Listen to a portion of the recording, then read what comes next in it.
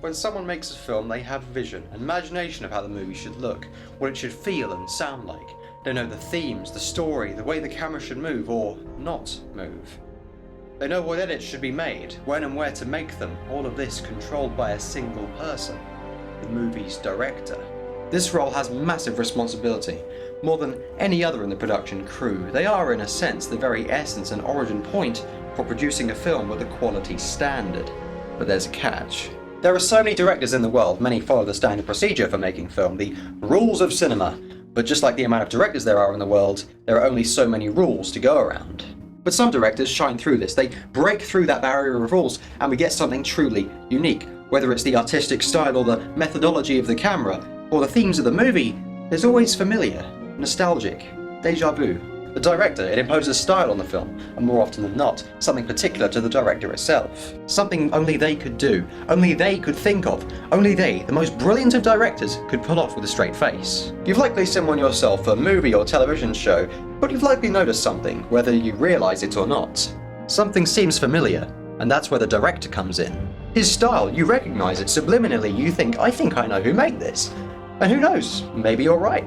These directors with style, the ones who make their productions in a specific way, so much so to the point where they can be considered authentic. They have a name, a French word created in the 1960s, whose meaning is simply author, and we call them auteurs. So join me, Adam Bailey. And me, Nicola Cavalier. Because today we'll be discussing the origins of auteur theory. And its contributions to filmmaking. And the famous directors who are employing it today.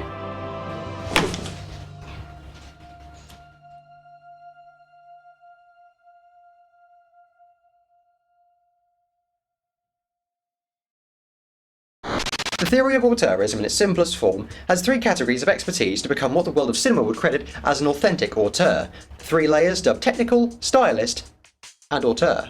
The technical circle represents the director's technical proficiency, their ability to make a film with a level of quality and cinematographic expertise that a less experienced director just couldn't match. They need to know the ins and outs of the cameras, the editing, the actors, and how to squeeze every drop of potential from their performances and the crew themselves. Do this, and the director gets past the first circle. They become a technical director. The second layer of auteurism is rooted in style, specifically the visual or auditory aspects of the director and their movies. Repeating themes, actors, colours, cinematography, music, locations, it can be said to enhance the style of a movie, and it can be said to contribute to that second layer of style. As an example, one of the directors who inhabits this area of style is none other than the infamous Demolition Man himself, Michael Bay. While calling him an auteur is probably giving him too much credit, there's definitely a recurring style in his movies, and that would be the aforementioned explosion. Alternatively, stylistic director Jeffrey Jacob Abrams offers something a bit different, the recurring use of the lens flare. In fact, he's so infamous for using this effect, he even apologised once for its overuse in Star Trek Into Darkness. Kind of ironic, isn't it? There are times when I'm working on a shot and I think, oh, this would be really cool if there was a lens flare. But I know it's too much and I apologize. Finally, the last layer of the circle, the factor of auteurism in itself.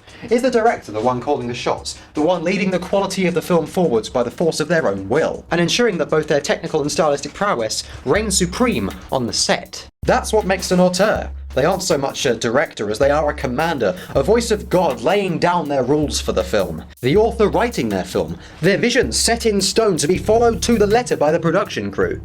In 1962, Andrew Sarris popularised the term auteur. The word has a simple definition. It's a filmmaker whose individual style and complete control over all the elements of production gives a film its personal and unique stamp. Andrew theorised that a film should be judged on the standards of the director, and that their persona and the individual styles should be shown throughout the production. He believed that the creative style of a director can be seen as an art form, and that the reoccurrences of actors' style and themes make their work far stronger than they would have been without. This is an ideology that was shared between many filmmakers, some whom desired to be an auteur themselves. Many filmmakers adopted a personal style, preferences in production, which allowed them to stand out. However, over time, as the word and its meaning became more and more well-renowned, just like anything else, it began to receive opposition. These opposing ideologies that attempted to turn the auteur theory on its head took a little time to start gaining traction. It all came to a head in 1971 when Pauline Kael published her essay, Raising Cain. In the book, she relentlessly attacked the very foundation of auteur theory, bringing about and raising the new rival ideology and anti-auteur theory, if you will, to the public eye. Pauline believed that films under the auteur theory would be judged by the director's creative style and filmmaking standards, not the film itself as a standalone product, as she believed it should be.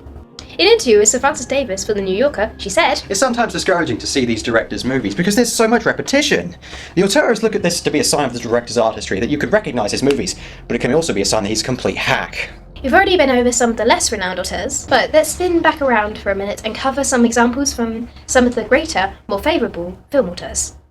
Known as one of the greatest filmmakers of all time, if the name Alfred Hitchcock doesn't conjure an image, then the title Master of Suspense just might. This brilliant director made over 50 films, including Psycho, Vertigo, North by Northwest, each a critical success that will be remembered for years to come. Hitchcock was also the director of an incredibly successful television anthology, known as Alfred Hitchcock Presents, wherein the man himself directed many a drama, thriller, and mystery-themed episodes for the long-running television series, eventually totaling up to 360 episodes spanning a whole 10 seasons. Even though he is now known as the Master of Suspense, most of his first films were actually thrillers, some even action. But what is it that makes Alfred Hitchcock stand out? What makes his films so special? And how does his directing style impact the movies he's worked on? To begin with, Alfred himself does something typical of an auteur filmmaker, by reusing the production crew between films and recasting the actors wherever possible. He also has a knack for making cameo appearances, a total of 38 across his 53 major productions, ranging from hiding in the shadows to even plain sight. In terms of more serious trends, the often recurring theme in many of his films happens to be a character who's been put into a bad situation and have been wrongly accused. This is down to his childhood, when he was put into these situations by his parents, and they gave him harsh punishments for doing something which he actually did not do. An example of this would be during Hitchcock's The 39 Steps. The main character, Richard Hannay, is put through the ringer in an attempt to stop a vital breach of national security, all while being framed for the murder of a counter-espionage agent and becoming the most wanted man in Great Britain. And you can't be given the title Master of Suspense without some good, well, suspense. Hitchcock used a variety of methods to create the feeling of suspense and tension in his scenes, through the use of specifically designed shots to make you feel uncomfortable to heavy shadows throughout, giving certain scenes a level of anxiety other directors find hard to match. Traditionally, the heroes of a film are the ones who get the sympathy from the audience, but to Hitchcock, this wasn't the case. As with his movies, the black and white line was blurred, and both the heroes and the villains got the audience's sympathy in his movies. So he's got the know-how, the style, and the talent to stand out as a grand auteur of filmmaking. And there are many other auteurs to look at, but let's not get ahead of ourselves. Let's take a look at a genre, a specialised genre, which has led to many auteurs to be created, and with a style so iconic, it's paved the way for an entire era of filmmaking. Please enter film noir. The origin of film noir stems all the way back to the end of the Second World War, wherein trust was a particularly rare commodity. Life at this time would have been incredibly grim, as in the cities there was death, murder, and crime was through the roof. Film noir manifested from this mindset and viewpoint of the world. The dark, depressing, and often mysterious tone of noir became the centripetal point for the genre to evolve. The film showed most of the main characters as private detectives, men who ended up being fall guys for beautiful women with hidden plans. The characters are all corrupt, and more often than not, the police were too. There's always a crime, there's always a detective, the femme fatale and the darkness of the noir setting. The heroes of the film were, more often than not, anti-heroes, people who, more often than not, wound up making more misery than the villains themselves. The films always showed the darker side of life, where the good didn't necessarily beat the evil, and the evil paid the good to do the dirty work for them. The worst of human sins were put into the films, not as concepts mind you, but physical embodiments as characters in the flesh, exhibiting traits such as greed, wrath, lust, or pride. These classic films were created before the invention of film colour, often shown in black and white and with high levels of contrast to boot, giving a scene an often aesthetically mysterious feel. So what was originally just a technical limitation eventually wound up becoming one of the biggest influences on the genre's presentation.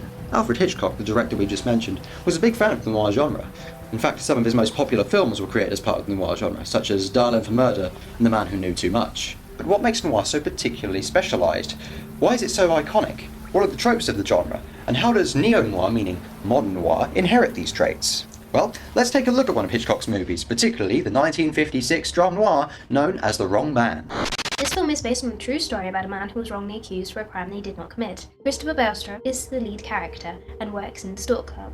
He has barely any money to help with his wife and his children, and after going to the bank to look at getting some money off his wife's insurance, he is later arrested for robbing the insurance office, something he clearly didn't do. And what's more is that he's completely unrelated to the person who actually committed the crime in the first place.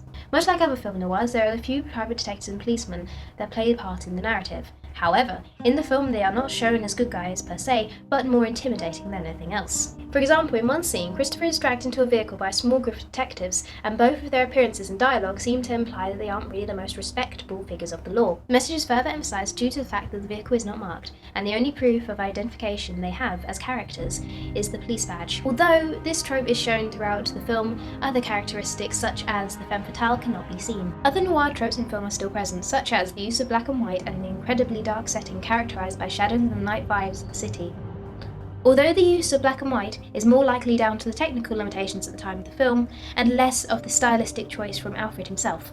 On another note, and going back to the auteur theory for a moment, in an interview many years after the film was released, Alfred spoke about how he felt that he put too much of his own personality into what he would otherwise call a factually correct film, retelling Christopher's story, and how the changes he made to make it appeal more to his personal style stopped the film from being entirely about the truth and nothing but the truth. Something he says he still regrets today. If there was anything wrong with that picture, I would say that the director had imposed himself too much on it. I put in directorial touches which never happened in the real story. I should never have done that. What's more is there is also in this case a somewhat happy ending, as the main character and his wife manage to survive the situation that has forsaken them. The film matches Todorov's narrative theory of there being an equilibrium at the beginning, and after the disruption is sent into turmoil until eventually a new state of equilibrium is created at the end. When watching a film noir, you would expect somewhat of an anti-hero, someone who has been bad but not framed to be seen in that way by the audience. The Wrong Man, however, does not have that, as instead the main character is indeed a good guy. He's just been thrown into a situation where everyone thinks he is bad. He is trapped in a constant downward spiral throughout the movie, and is suspected further and further the more he attempts to simply assist the police in proving his innocence. In some sense, The Wrong Man, that is, Christopher, is a classic noir stick-up and set-up story, but takes place from the perspective of the victim of the event, allowing us to see the genre from an entirely new angle, while maintaining the qualities that define its genre in the first place. Not all films created by one director are inherently good, and not all films created by another director are inherently bad. Everything we perceive about the world is subjective. Our thought and comprehension of reality itself, what we see, feel, understand, it's all part of our mind, our subjective reality. But a movie, it's a reflection of that. Film doesn't just give us a reflection of who we are, but why we are and when we are, and gives us an insight into a collective greater than the size of our own subjectivity. As a director, you can make anything on screen. You can convey your entire subjective thought process purely through images and sound, and when people start to realise, without even needing to be told so, that a film that you made is in fact made by you, well, then you become something special. You become an auteur. It doesn't matter if you're Alfred Hitchcock, Wes Anderson, or Michael Bay. At the end of the day, every director is an auteur, but some directors are more auteur-y than others.